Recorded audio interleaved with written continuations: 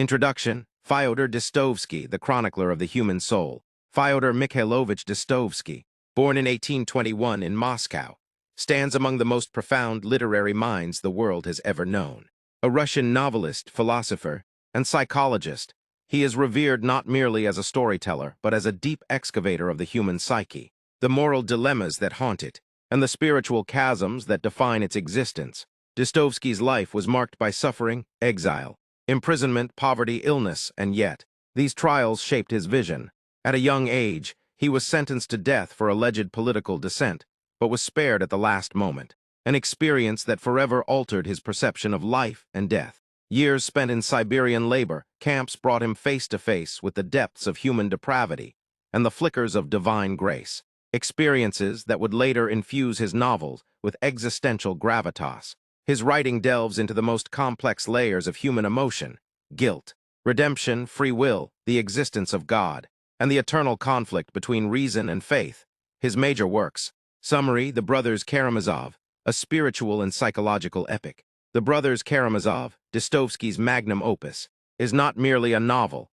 It is a sweeping philosophical inquiry into the essence of human existence, clothed in the narrative of a murder mystery. Published shortly before his death in 1881, it is considered his final and most consummate work, a culmination of his spiritual, theological, and psychological inquiries. Fyodor Pavlovich Karamazov, a licentious, greedy, and despicable landowner, is murdered, and the crime throws his family into chaos.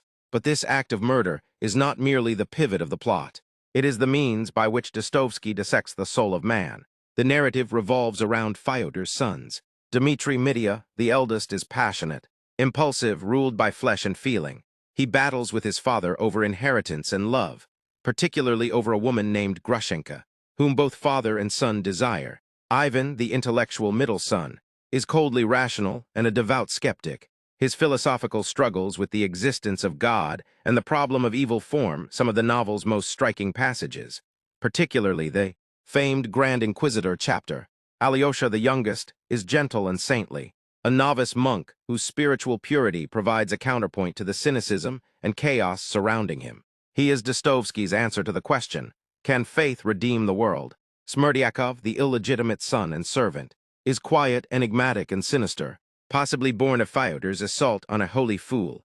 He embodies deep resentment and nihilistic cunning, and plays a pivotal role in the murder. The murder of Fyodor Pavlovich brings these characters to the forefront of a legal and moral drama. Dmitri, with motive and violent temperament, is swiftly accused, but the mystery lingers: who truly bears responsibility for the crime? What ensues is not merely a trial of Dmitri's guilt, but an indictment of society, of God, of human nature itself. Through Ivan's intellectual torment, Dostoevsky explores the limits of reason without faith. Through Alyosha's compassion, he hints at a redemptive possibility within even the darkest hearts. And through Smerdyakov's duplicity, he confronts the shadow of atheistic amorality. The novel reaches far beyond its plot. It is a meditation on freedom, responsibility, justice, and divine grace. It asks, if there is no God, is everything permitted? Can a man live without faith and not descend into despair? Is love a higher law than justice? In conclusion, The Brothers Karamazov is a cathedral of thought and feeling, each character a symbolic pillar, each dialogue a stained glass window reflecting light and shadow. Dostoevsky offers no easy answers, but in the tension between doubt and belief, despair and hope, he uncovers the deepest truths of the human soul.